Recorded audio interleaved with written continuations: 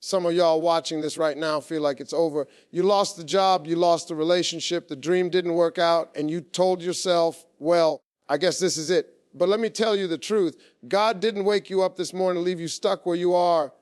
That's the problem we're solving today, breaking that lie that your best days are behind you and showing you why your story ain't finished yet. No, listen, I ain't no preacher. I'm just a man who has been through it, been broke, been down, been counted out, been laughed at. And every single time I thought it was over. But every single time God showed me he had more for me. So when I tell you, God's not finished with you yet, I ain't just saying words. I'm telling you what I know from experience. Now let me break something down for you, because this right here might be the most important thing you hear today. Your delay is not your denial. See, most people confuse the two. You've been praying, you've been working, you've been waiting for that dream to come alive, and when it doesn't show up on your schedule, you think maybe God said no. But that ain't the case. A delay just means not right now. It doesn't mean never. That's where so many of us mess up. We got microwave faith in a crockpot world. You want everything to happen in 30 seconds. You want to hit the button, sit back, and boom, it's done. But God doesn't operate like that. He's not in a rush. He's on his own timing. And let me tell you something. His timing is always better than yours, always. I know what waiting feels like. I know what it's like to be sitting there thinking, man, I've been grinding. I've been faithful. I've been praying, and still nothing's happening. When I was chasing comedy, I was living in my car. Nights were long, days were hard, and I felt like maybe I had made the biggest mistake of my life. I asked God, why? Why am I here? Why is this taking so long? If this dream is really from you, why haven't you opened the door? But here's what I learned. Sometimes God delays you because he's building you. If he gave you everything you asked for when you asked for it, you wouldn't even be ready to handle it. That's why you can't mistake a delay for a denial. You might think you're ready, but God sees the whole picture. He knows what's coming. He knows the size of the blessing. And he knows if he gave it to you too early, it might crush you instead of bless you. Think about it. If you give car keys to a 12-year-old, what happens? Disaster. Not because the car ain't good, but because the kid ain't ready. That's how some of y'all are with your dreams. The blessing is real. The promise is real. But you got to be ready to drive it, and readiness takes growth. It takes waiting. The problem is waiting feels like punishment. You're sitting in silence. You're watching everybody else get blessed, and you're thinking, what about me? Did God forget me? But he ain't forget you. He's working on you. That season of waiting is where you learn patience, discipline, humility. That's where you build the muscle you won't need for the next chapter. Let me put it to you this way. When you plant a seed, you don't get fruit the next morning. You don't walk out, look at the dirt, and say, well, I guess the seed didn't work. Now you got to wait. The seed is growing underground where you can't see it. Roots are forming. Life is happening. It looks like nothing's moving, but the truth is everything is moving. That's how God works. Just because you don't see it doesn't mean he ain't doing it. But you know what most folks do? They dig up the seed. They get impatient. They say, this ain't working. And they stop believing, stop watering, stop trusting. That's why they never see the harvest. But if you can keep the faith during the delay, if you can hold on even when it feels like nothing's happening, you'll look up one day and realize the whole time God was setting you up for something greater. Let me be real with you. Sometimes God will delay you on purpose just to line you up with the right people, the right place, the right opportunity. If he had answered your prayer last year, you wouldn't have met the mentor you needed. If he had given you that job you begged for, you'd be stuck in the wrong position. If he had let that relationship work, you'd be tied to the wrong person. The delay was protection, not punishment. And that's why I keep telling you, don't confuse delay with denial. Delay means God's got something cooking that you can't see yet. It means he's putting the pieces together. It means he's writing the chapter in a way you couldn't have imagined. It means he's making sure that when the blessing comes, it'll be so big, so undeniable, you'll know it was him and not you. Now, listen, this one right here might sting a little bit, but it's the truth. Your struggles are shaping you. I know you don't like hearing that because none of us like to struggle. None of us wake up in the morning and say, Lord, please let me lose my job today, or God, please let my car break down on the freeway. Nah, we don't ask for that. But let me tell you something, the struggle you're in right now, it's not wasted. It's shaping you for something bigger. See, everybody wants the blessing, but nobody wants the weight that comes with it. You want the dream job, you want the house, you want the relationship, you want the platform. But if you can't handle the struggle that comes before it, how do you handle the pressure when you get it? That's why God lets you go through stuff, because he's shaping your character, your strength, your patience, your grit. I remember back in the day when I was broke, flat broke. I'm talking about sleeping in my car, broke. Gas money, didn't have it, food, barely had it. And I used to cry out, Lord, why me? Why do I got to struggle like this? Why can't it be easy? But looking back now, I see that was the season that shaped me. That was where I learned how to trust God when I had nothing. That was where I learned discipline, how to stretch a dollar, how to work harder than anybody else in the room. If I hadn't struggled back then, I wouldn't appreciate what I got today. You see, diamonds don't shine until they've been under pressure. Gold doesn't get pure until it goes through the fire. And you don't become who you're meant to be without the struggle. That's why some of y'all need to stop running from it. Stop acting like struggle means you're cursed. Nah, sometimes struggle is the clearest sign you're on the right path, because growth doesn't happen in comfort zones. Growth happens in the gym of life where you are sweating, straining, and fighting through the pain. Let me give it to you another way. Think about the butterfly. Everybody loves butterflies, right? Beautiful, colorful, flying free. But before that butterfly gets wings, it's a caterpillar stuck inside a cocoon. That cocoon is tight, it's dark, it's uncomfortable. That butterfly has to struggle, pushing and fighting to break out. And here's the crazy part. If you try to help the butterfly and cut the cocoon open for it, it will die. Why? Because it's the struggle of pushing against that cocoon that gives its wing strength to fly.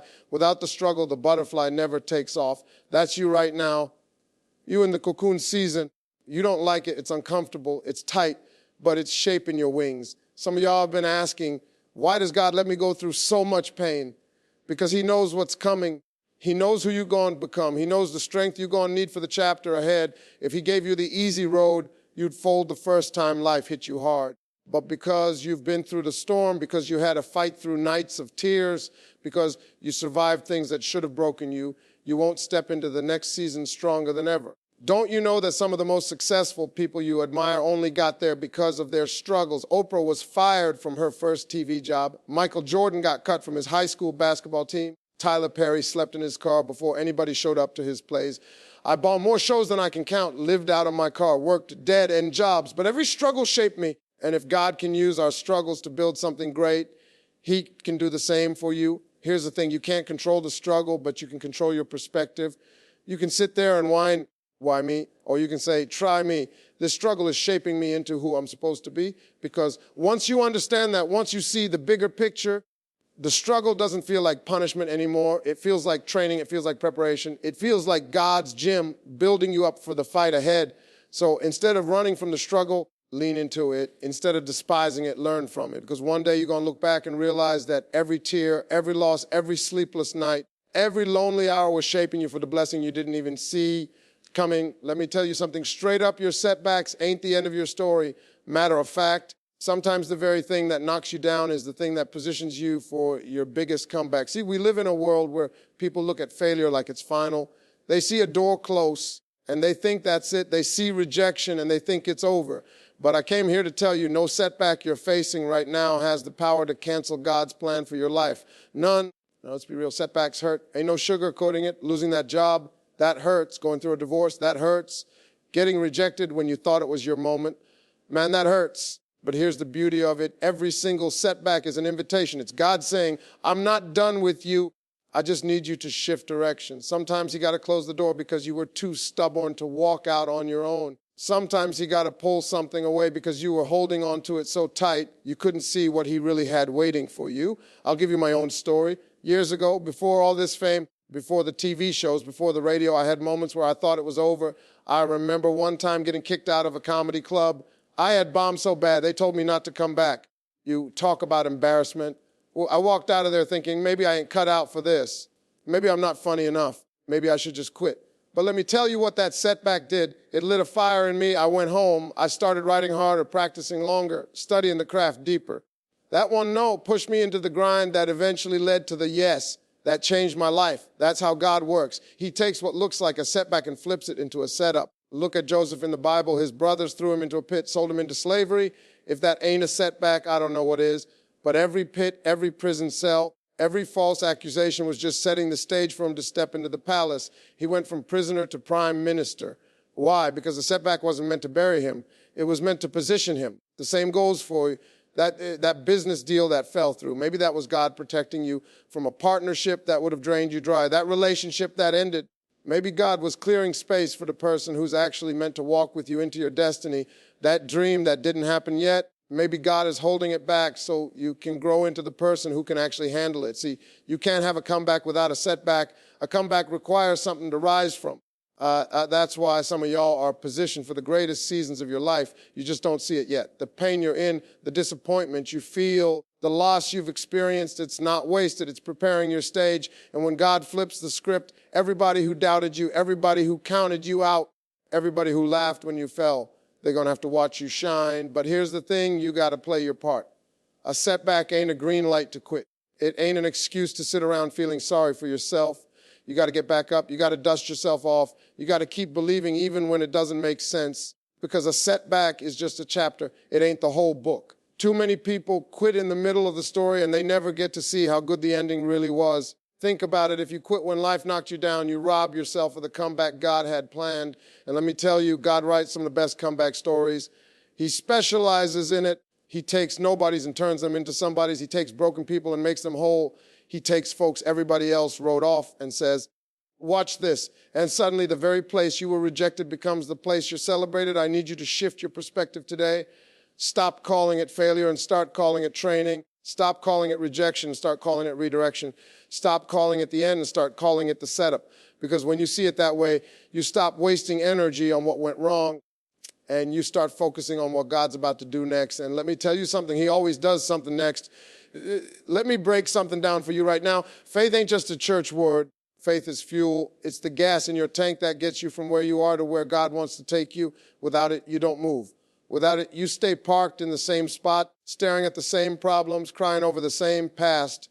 But with faith, you can walk through doors you ain't qualified for, stand in rooms you never thought you'd enter, and survive storms that should have taken you out. Now, here's the part people don't like to hear. Faith requires believing before you see. That's the hard part, because we all want to see the blueprint. We all want to know the details. We all want to have the guarantee that it's going to work out.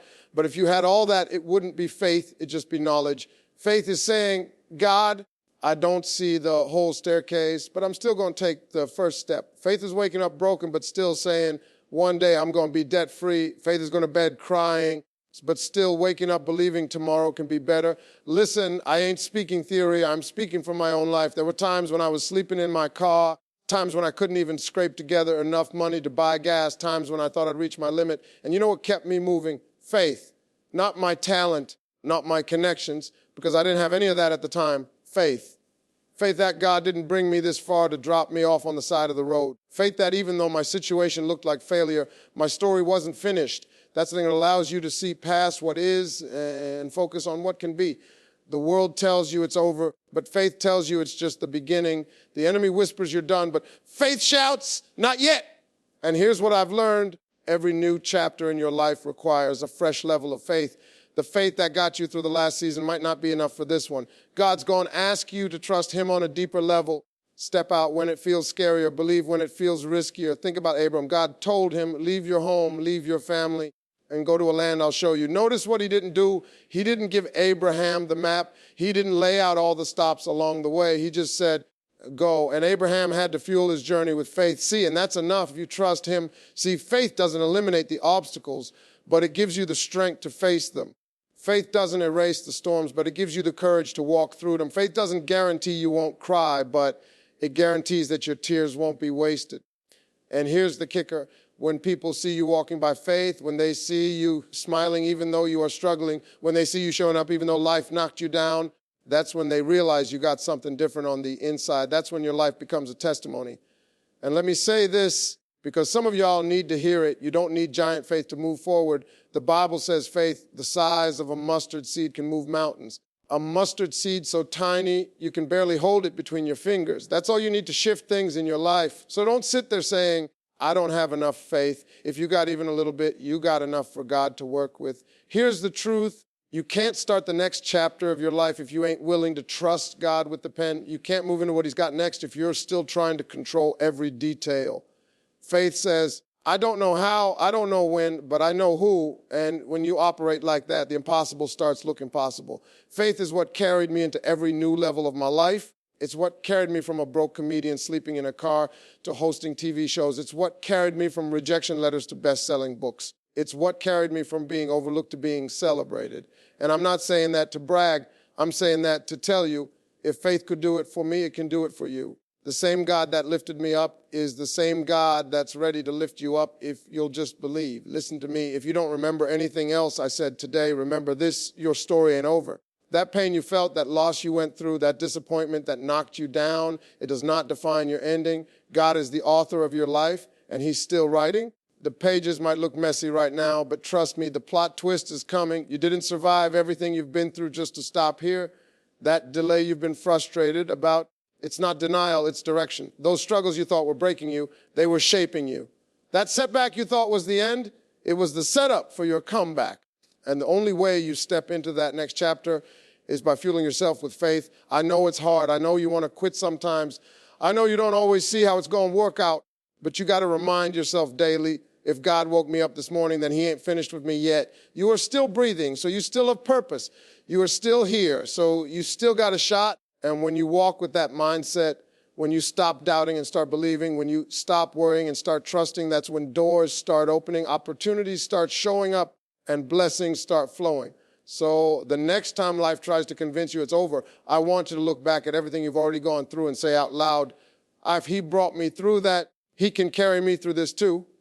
Because I promise you, God didn't bring you this far to leave you.